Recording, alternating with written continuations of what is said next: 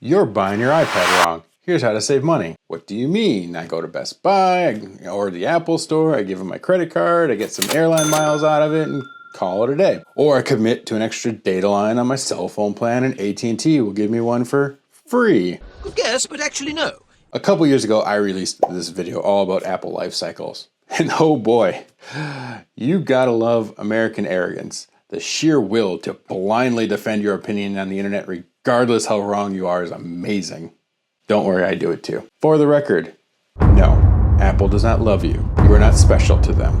They are an American tech company, even though they don't want to admit it and think they're above it. iOS and iPadOS device life cycles are 5 years from product release. macOS devices are 7 years. It's not 10 years, it's not never, it's not until it dies, or it's not use OpenCore on grandma's computer, or the ghost of Steve Jobs will support your Mac forever. Apple, hands down, has one of the best lifecycle policies compared to Microsoft, Lenovo, Samsung, etc. on consumer-grade devices. But it does exist, and they do enforce it. And due to the response of that video, I released this 30-minute in-depth buying guide and lifecycle management for Apple products that some of you watched, so thank you. To add to it, here's a shorter, real-world example of how to use Apple's lifecycle to your advantage and how to save money on this. This is my 4th gen iPad Air. It was released in October of 2020.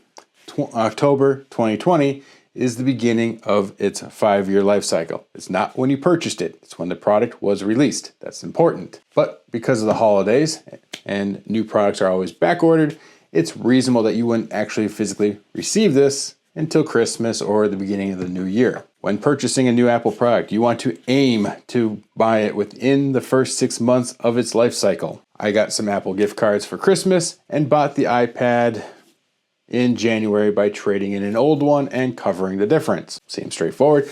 That's not the technical part yet. Then I used this iPad as an iPad from 2021 until now. We are now in what I like to call the last year buffer space. At the end of 2026, when iPadOS 26 transitions into end-of-life support, this iPad will not go to iPadOS 27 and will officially be a paperweight. Because of the different hardware release cycles compared to the standard set software release cycle, there is a little bit of buffer space on devices like this. When you are trying to plan it out, you go 5 years from the product release date plus the remaining time for that version's iOS support. Apple releases new hardware throughout the year, but software releases are only in the fall. This iPad, hardware support already ended. This one died when this one was born. The iPad is starting to show its age and slowing down with iPadOS 26. Sure, I could slowly start transitioning items off of it to a newer device or a different solution, but all I'm doing at that point is holding on to this longer and then not using it because of the performance decline. And on top of that, by doing that, it's going to cost me over $100 in trade-in value. Let me show you the ideal way to do it. So on January 25th, 2026, I used this iPad to order this iPad. I ordered the new iPad Air that came out in October of 2025. These dates are getting confusing. And then agreed to trade this in to get a discount on it. I have to ship this out as soon as we're done filming this as we go through the trade-in and checkout process. My specific model is the 4th gen iPad Air 256 gig Wi-Fi only model. Its trade-in value is $155 right now. Then I financed the rest of it at 0% for 12 months since I have the Apple Card, and the monthly amount is less than one trip to Chipotle for my wife and I per month. In turn, she also traded in her Gen 4 iPad Air, which is identical to mine, and oh no, now my wife and I will have to eat 2 more meals at home instead of going out to eat, and then our budget doesn't have to change at all to stay current with technology. And that's a little tongue-in-cheek there, but what I really mean by it is we practice life cycle management and plan for technology cycles. Life is easier with a plan instead of hoping the inevitable won't happen. Terry, couldn't you go on eBay and sell this for more money and then save even more? I could, but in reality, it's a lot of work to get a little bit more money, if that. Right now on eBay, they're selling for around $200 a piece. Well, eBay has really high selling fees right now. After the selling fees and the work to list it and then box it up and ship it out and all the above, even doing it the most efficient way, at the end of the day, it's going to be less than the $155 that Apple gave me. So I'm doing more work to get less money over a longer period of time. Whereas Apple, when you do the whole process here, they ship you a box. You can schedule a pickup. You don't have to talk to anybody. You don't have to make anything. You just wipe the device, put it in the box, and send it away.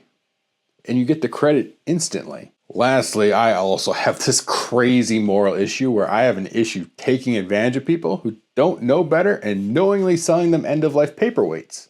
So that could just be a me thing, but you do you. Anyways, you buy your original Apple product and you use it for Apple's lifespan of 5 or 7 years. Then you trade it in and for its replacement or upgrade in the last year while it's still under iOS support. That's the key. It still has to be a supported device. This will maximize the discount on the new unit without taking advantage of innocent people. For all you math people out there, my old iPad Air trade-in value was $155. The replacement model, this is just the new version of this. It's the same thing. Is $700. By trading in the end-of-life device at the right time, I got to use it for its maximum lifespan and get a 22% discount on the new iPad. Show me a direct 22% discount on any brand new Apple product anywhere. I'll wait. Oh yeah, they don't exist. Now, if I waited until October of 2026 or November of 2026, after the end of life of iPadOS 26, the trade-in value of this will be $20, $30 if it turns on. But because I played the Lifecycle game correctly, the installment plan for the remaining balance on this will almost be done by then. And then I can go back to eating more Chipotle. Anyways, the biggest advantage of Apple versus Android or Windows is how everything seamlessly works together, for the most part. And the Lifecycle plays a part of that. Apple has a set timeline for every device and software version. This is the foundation of the stability because it gets rid of the old variables. Some call this planned obsolescence. We in IT call it lifecycle management. I know a lot of the time we don't like to think about large purchases having end dates. Subconsciously, there's a part of us that thinks the more we spend on something, the longer it will last. But anything that requires software updates to function, that just isn't the case. Generally, cars, roofs, water heaters, furnaces are 10-year products until they have a mechanical failure that will cost more to fix than it would to replace. Apple devices are 5 years or 7 years. Samsung devices seem to be 6 months. I don't know what their life cycle actually is, but an end-of-life Samsung phone versus an end-of-life iPhone are two very different experiences. Apple will take your money either way. It's up to you to acknowledge your life cycles and play their game.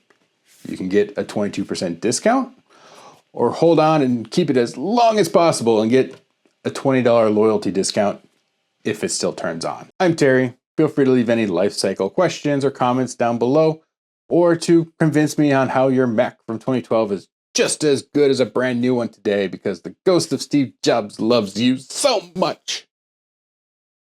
Either way, consider subscribing for more tech-related content. Until next time, bye now.